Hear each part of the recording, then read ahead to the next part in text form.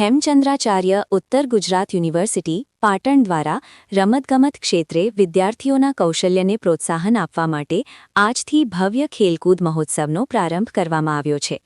આજે આ ખેલકૂદ મહોત્સવને સ્પર્ધકો માટે ખુલ્લો મૂકવામાં આવ્યો હતો।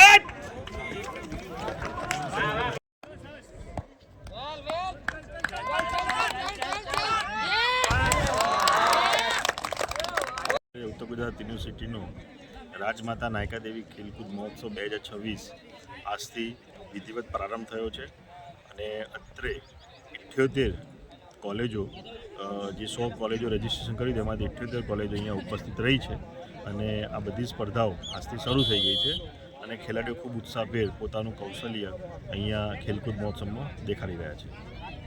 જીતેલી ટીમ ક્યાં જશે? અત્યારે જે ટીમો અહીંયા ભાગ લઈ રહી છે એટલે અત્યારે એઆઈયુના જે સ્ટાન્ડર્ડ જે બદલાયા છે એ પ્રમાણે અત્યારે સિલેક્શન કરી અને સિલેક્શનના આંક પણ બદલાયેલા છે, એટલે ઉપર મોકલવા માટેની જે પ્રક્રિયા છે યુનિવર્સિટીએ સિલેક્શન પ્રક્રિયા પણ એમાં ઇન્ક્લુડ કરી છે। એટલે આ વર્ષે જે વિદ્યાર્થીઓ પરફોર્મન્સ આપશે એમના આવતા વર્ષની જે વેસ્ટ ઝોનમાં જનારી ટીમો છે એના માટે એમને સિલેક્શન પ્રક્રિયામાં પ્રથમ તક આપવામાં આવશે।